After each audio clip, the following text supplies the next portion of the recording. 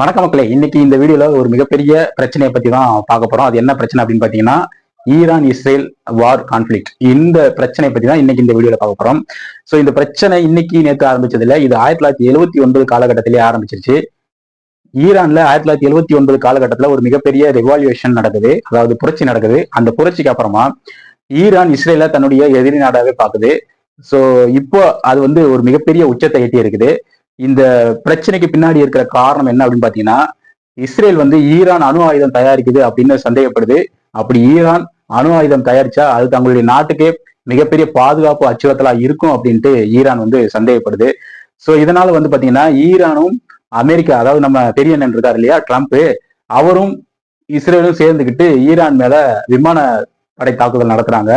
So அந்த தாக்குதல்ல மிகப்பெரிய சேதம் ஏற்படுது. இதுக்கு பழிவாங்கும் விதமாக ஈரான் என்ன பண்ணுது அப்படின்னு பாத்தீங்கன்னா, அமெரிக்காவோட மிலிட்ரி பேஸ் எங்கெங்க இருக்குதோ அங்கெல்லாம் பாத்தீங்கன்னா, அதாவது குவைத், சவுதி அரேபியா, கத்தார், இது போன்ற நாடுகள்ல அந்த அமெரிக்காவுடைய ஆர்மி பேஸ் எங்க இருக்குதோ அங்கெல்லாம் தாக்குதல் நடத்துறாங்க.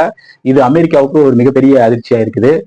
இதுக்கு பதிலடி கொடுக்கணும்னு அமெரிக்கா மேலும் தங்களுடைய தாக்குதல் திட்டங்களை அதிகப்படுத்துறாங்க. சோ இப்படி பிரச்சனை அதிகமாகிட்டே போகுது. ஒரு கட்டத்துல ஈரான் நம்ம கிட்ட சரணடையும் அப்படின்ட்டு அமெரிக்கா எதிர்பார்த்துச்சு. ஆனா அதுதான் நடக்கல. ஈரான் அதனுடைய சக்தியை மீறிய மிகப்பெரிய பதிலடி தாக்குதல்களை இன்னும் கொடுத்துக்கிட்டு இருக்குது. சோ இதனால பாத்தீங்கன்னா இஸ்ரேலுக்கும் பலத்த அடி ஏற்பட்டிருக்குது. இஸ்ரேல் மீது மிகப்பெரிய தாக்குதல்களை ஈரானும் நடத்திக்கிட்டு இருக்குது. இதனால பாத்தீங்கன்னா மத்திய கிழக்கு பகுதியிலேயே ஒரு மிகப்பெரிய போர் பதற்றம் நிலவுது. இந்த போரின் காரணமாக ஏற்படக்கூடிய பாதிப்புகள் இஸ்ரேல் ஈரானுக்கு மட்டும் இல்ல, உலக நாடுகளுக்குமே இதோட பாதிப்பு பரவ தொடங்கியிருக்கு அப்படின்னு சொல்லலாம். என்ன மாதிரியான பாதிப்புகள் ஏற்படும் அப்படின்னு பாத்தீங்கன்னா, முதல்ல விமான சேவை என்ன மாதிரியான பாதிப்புகள் ஏற்படும் அப்படின்னு பார்த்தோம்னா, முதல்ல விமான சேவைகள் ரத்து செய்யப்படுது.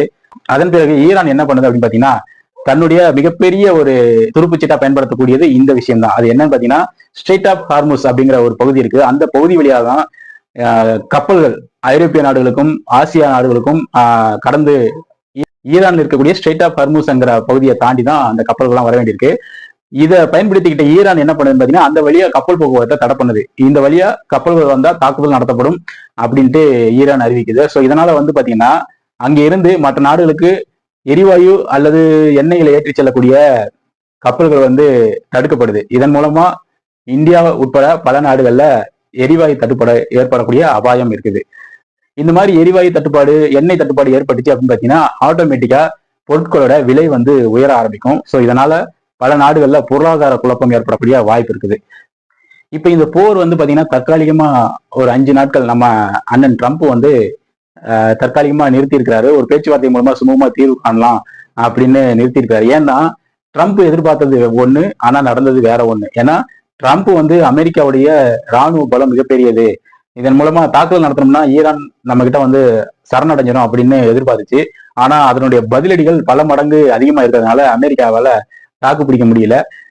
சோ அதனால இந்த போரை நிறுத்துறதுக்கு வேற ஏதாவது வழி இருக்கா அப்படிங்கிற வழியை அமெரிக்கா தேடிக்கிட்டு இருக்குது. சோ எது எப்படியோ இந்த போரின் மூலமா பாதிக்கப்பட போறது என்னமோ மிகப்பெரிய அளவுல மக்கள் தான் பாதிக்கப்பட போறாங்க. அது விலைவாசி உயர்வு, வேலை இழப்பு, இத மாதிரி நிறைய பிரச்சனைகள்ல மக்கள் தான் பாதிக்கப்பட போறாங்க. சோ இந்த போர் முடிஞ்சா கூட இந்த ஏறின விலை இறங்குமா அப்படின்னு பாத்தீங்கன்னா நிச்சயமா இறங்காது. ஏன்னா நிர்ணயிச்சதுதான். சோ போர் முடிகிற வரைக்கும் மக்கள் நம்ம என்ன பண்ணோம் அப்படின்னு பாத்தீங்கன்னா, முடிஞ்ச அளவுக்கு எரிவாயுவை சிக்கனமா பயன்படுத்துங்க. அப்புறமா வாகனங்களை தனியா பைக்ல போறது இந்த மாதிரி பயன்படுத்துறத குறைச்சிங்கன்னா உங்களுடைய எரிபொருளை சிக்கனம் பண்ணலாம். இந்த போர் எப்போ முடியும்னு சொல்ல முடியாது. அது முடிஞ்சாதான் அதுக்கு அடுத்த என்ன நடக்குங்கிறத சொல்ல முடியும். ஆனா இப்போதைக்கு இந்த போர் முடிவதற்கான சாத்தியக்கூறுகள் கம்மியா தான் இருக்குது. போர் முடிஞ்சாதான் மக்களோட இயல்பு வாழ்க்கை நல்லா இருக்கும். இந்த போர் குறித்தும் உங்களுடைய இந்த வீடியோ குறித்தும் உங்களுடைய கருத்துக்களை கமெண்ட்ல பதிவு பண்ணுங்க. இந்த வீடியோ பிடிச்சிருந்துச்சுன்னா நம்ம சேனலை சப்ஸ்கிரைப் பண்ணுங்க, லைக் பண்ணுங்க, ஷேர் பண்ணுங்க. உங்க நண்பர்களுக்கு ஷேர் பண்ணி வீடியோவுக்கு சப்போர்ட் பண்ணுங்க. நன்றி, வணக்கம்.